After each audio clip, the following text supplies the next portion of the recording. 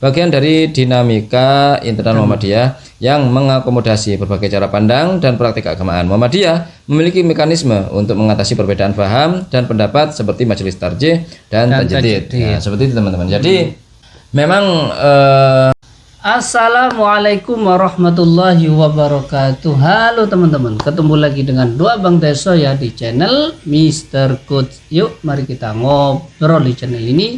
Siapkan kopinya yang kedal, ngolah pikir dengan share dan serius tapi santai. Terkadang mereka pun harus dikonter oleh ustadznya sendiri di dalamnya. Nah, akhir-akhir ini Muhammadiyah itu mulai bersih-bersih. Muhammadiyah itu akhir ini mulai bersih-bersih dari teman-teman Salafi Wahabi. Kenapa saya bilang mulai bersih-bersih? Banyak sekali ditemukan jejak digitalnya tokoh-tokoh pusat Muhammadiyah. Dan ini sudah ke ormas sih, karena saya orang ormas ya. Iya, Saya orang ormas, jadi perlu saya jelaskan dulu lah, jangan gini, jangan gitu lah.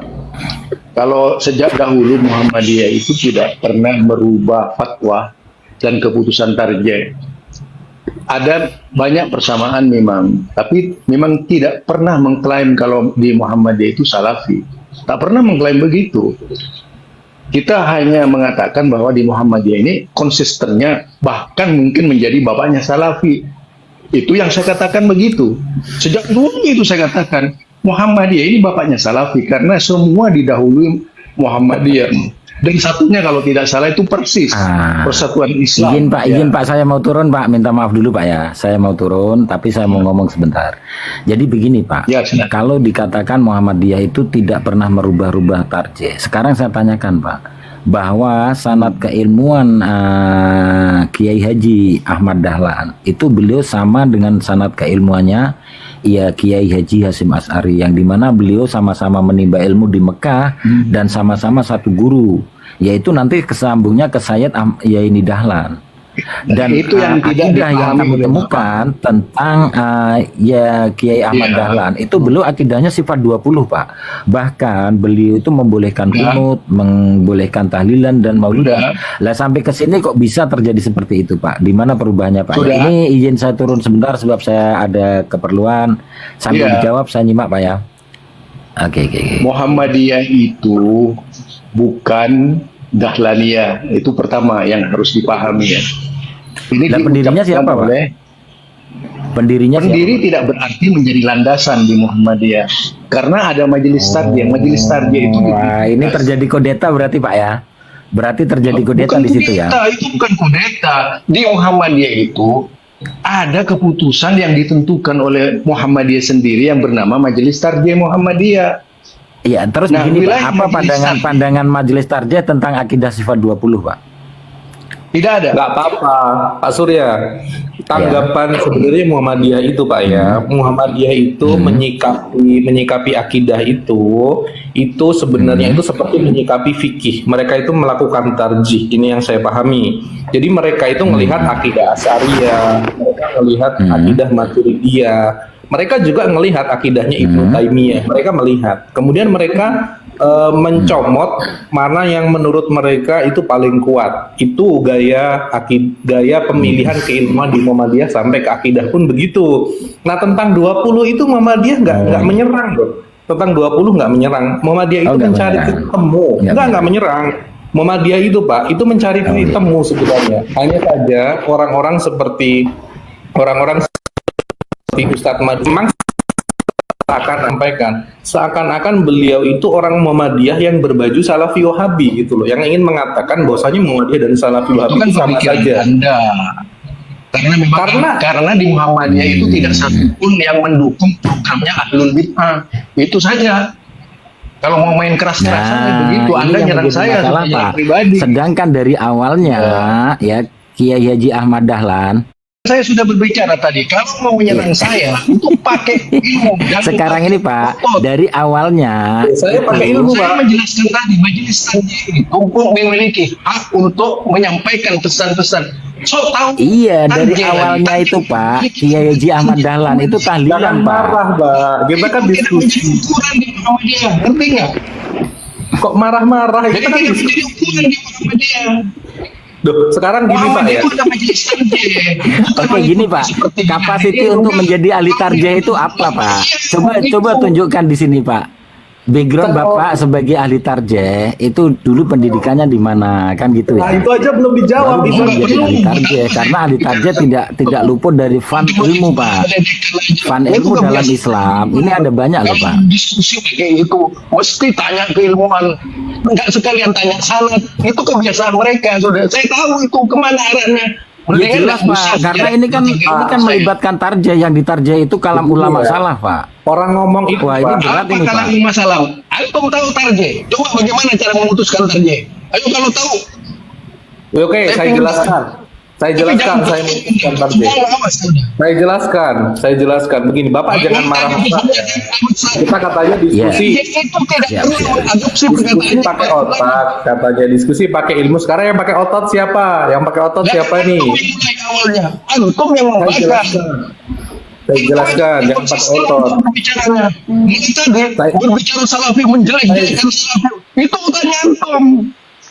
Oke, baik, saya jelaskan ya Pak ya. Kenapa saya Coba kalau sebut memang ilmu antum, nggak usah jelek-jelekan wahabi. Buktikan antum itu orang benar dengan dalil. Oke, baik. Loh, sekarang itu yang memperdebatkan dalil itu siapa? Orang Apanya? itu, kita Kenapa? itu yang memperdebatkan itu bukan dalilnya. Bukan dalilnya yang diperdebatkan.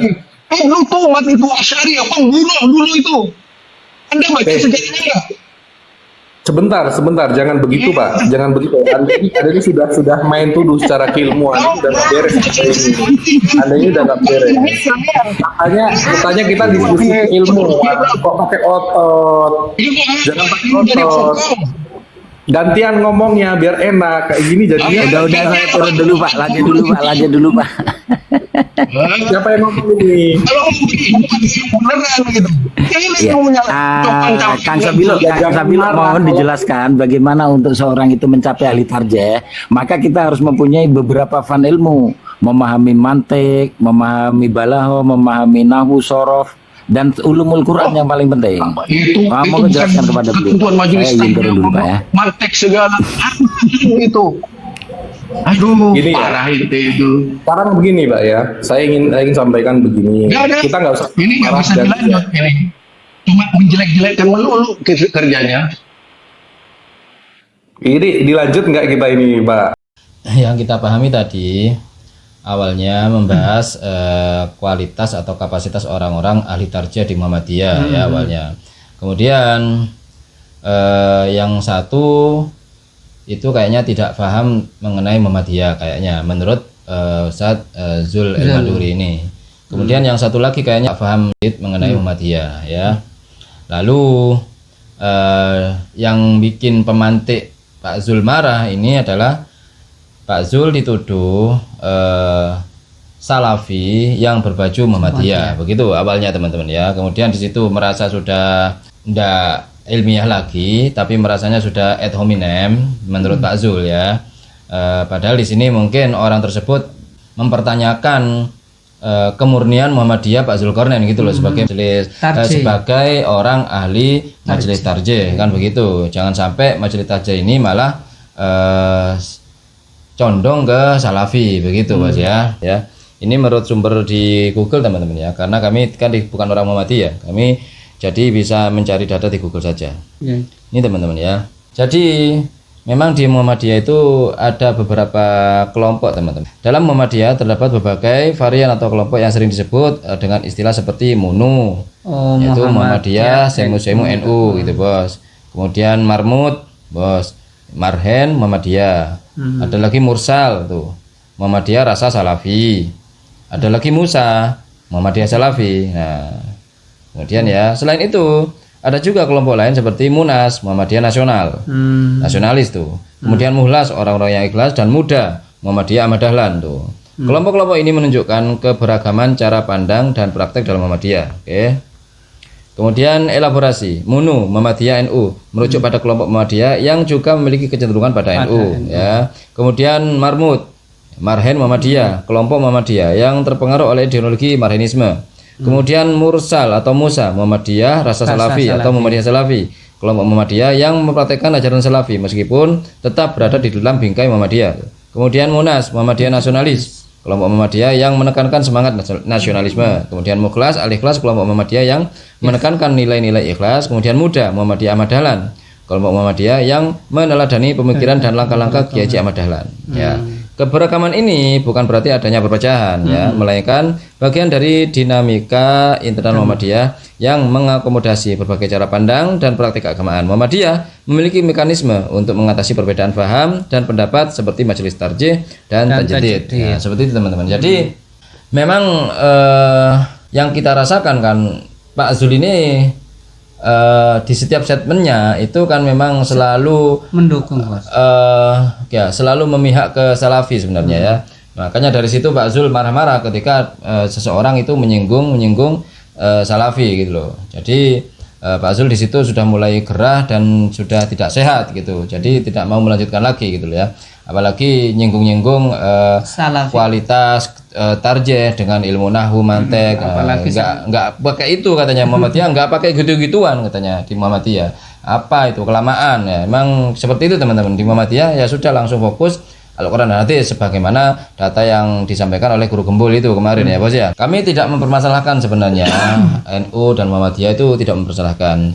Selama ini NU dan Muhammadiyah semakin lama semakin bisa berjalan bersama teman-teman ya. Semakin harmonis bisa bersandingan. Kalau dulu kan masih karena nggak ada lagi Bos, NU yang Muhammadiyah ini makanya sering gesekan dalam artian berbeda pendapat itu Bos ya. Dalam artian beda langkah lah. Kalau sekarang kan langkahnya insya Allah sama-sama nasionalis lah. Muhammadiyah ini sudah nasionalis dan NU juga nasionalis kan begitu Bos ya. Jadi kita sebagai Nahdliyin juga tidak perlu mencari-cari perbedaan-perbedaan antara NU dan Muhammadiyah gitu ya. Yang penting kita bisa melangkah, kemudian tidak memusyrik-musyrikkan seperti Salafi, bahkan mengkafir-kafirkan kan itu. Obrolan hari ini mudah-mudahan bermanfaat, mudah-mudahan mencerahkan, dan mudah-mudahan kita bisa bersikap bijak lagi. Ma asabaka min hasanatin faminallah wa ma asabaka min sayyi'atin famin nafsik. Yang baik-baik semuanya datang dari Allah, yang jelek-jelek datang dari kami. Mohon maaf. Wa akhirul kalam. Assalamualaikum warahmatullahi wabarakatuh. Waalaikumsalam.